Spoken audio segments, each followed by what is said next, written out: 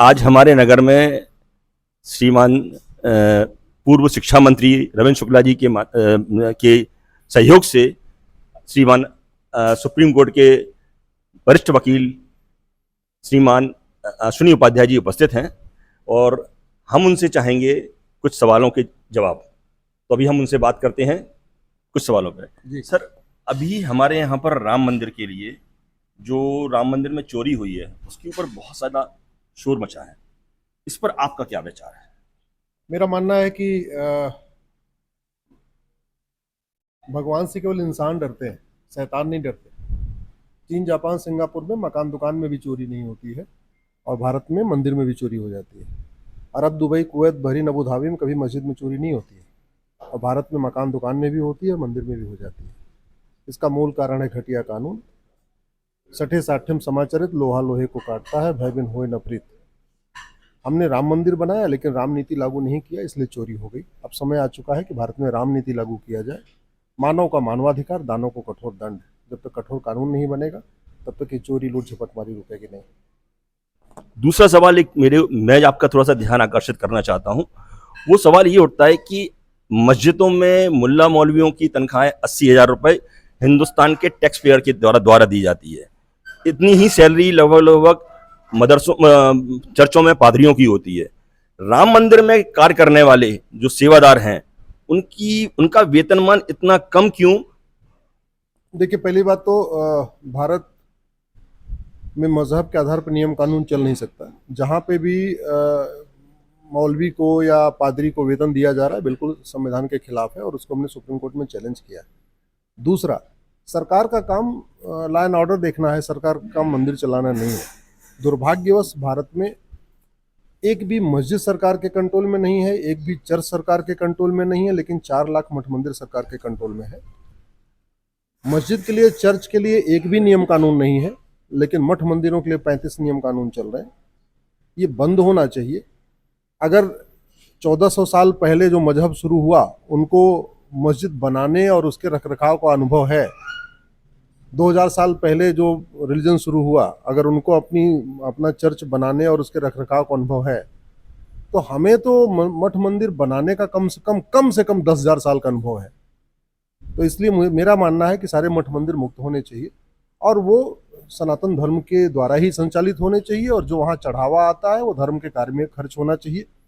प्रत्येक मठ मंदिर का जो चढ़ावा है उससे वहाँ गुरुद्वारा, वहाँ अपने गौशाला बने, वहाँ यज्ञशाला बने, वहाँ धर्मशाला बने, वहाँ भोजनालय बने, वहाँ गरीब बच्चियों का विवाह हो।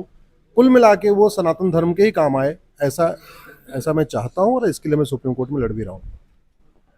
ये आप सुप्रीम कोर्ट में अधिवक्ता हैं, एक प्रश्न बहुत बड़ा उठता है, वो ये उठता है कि अधिकतर जितने भी हिंदू संगठन हैं उनकी बातें सुप्रीम कोर्ट के अंदर उस स्तर पे क्यों नहीं सुनी जाती जितनी कि अन्य समुदायों? पहले ये समस्या थी, अब ये समस्या धीरे धीरे ठीक हो रही है, अब सुनी जा रही है। एक सेकुलरिज्म का कीड़ा था, वो कीड़ा धीरे धीरे अब खत्म हो रहा है। नहीं तो पहले एक दिमाग में था कि नहीं हमको इनको ज़्यादा करना है, वो धीरे धीरे खत्म हो रहा है। एक भारत में पूरा एक इकोसिस्टम काम कर रहा था, वो भी धीरे धीरे कमज़ोर पड़ रहा है। तो अब पहले से अच्छी स्थिति हो चुकी है। एक आज आवश्यकता पड़ती है, एक हिंदू समाज के लिए एक इकोसिस्टम नहीं होना चाहिए क्या आज? बिल्कुल होना चाहिए। मेरा ये मानना है कि हमारा प्रत्येक मठ मंदिर ही हमारा शक्ति केंद्र होना चाहिए। हमारा प्रत्येक मठ मंदिर ही हमारा संचार का केंद्र होना चाहिए, हमारा साधना का केंद्र होना चाहिए, हमारे विमर्श का केंद्र होना चाहिए। प्रत्येक मठ मंदिर में ही हमारा एक तरीके से सारी नीतियाँ निर्धारित होनी चाहिए। तो इकाई हमारी पहले मठ मंदिर हुआ करती थी। आज मंगल पांडे जी को हम लोग सब लोग याद कर रहे हैं। दुर्भाग्य देखिए कि सब कितने लोगों को भारत रत्न मिला, आज तक मंगल पांडे जी को भारत रत्न नहीं मिला।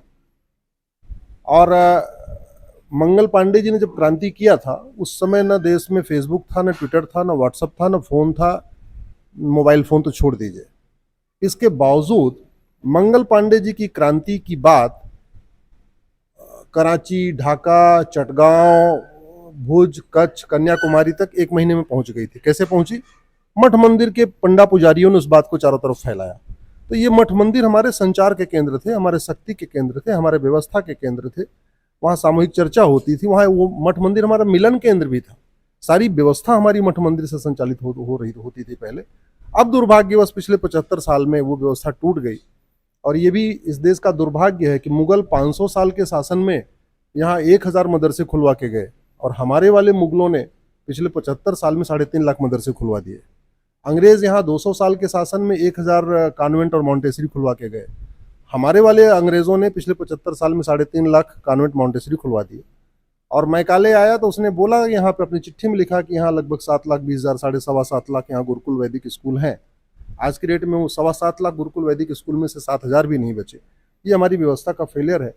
हमारा ये मानना है कि अब समय आ चुका है, नियम कानून बदले जाए, गुलामी का नाम मिटाया जाए, गुलामी का निशान मिटाया जाए, गुलामी की कुरीतियाँ खत्म की जाए, गुलामी की कुप्रथाओं को खत्म किया जाए, गुलामी की शिक्षा व्यवस्था बदले, गुलामी की चिकित्सा व्यवस्था बदले, गुलामी की पुलिस व्यवस्था बदले, गुलामी की प्रशासनिक व्यवस्था बदले, गुलामी की न्याय व्यवस्था बदले, गुलामी की टैक्स व्यवस्था बदले, गुलामी की व्यापार व्यवस्था बदले।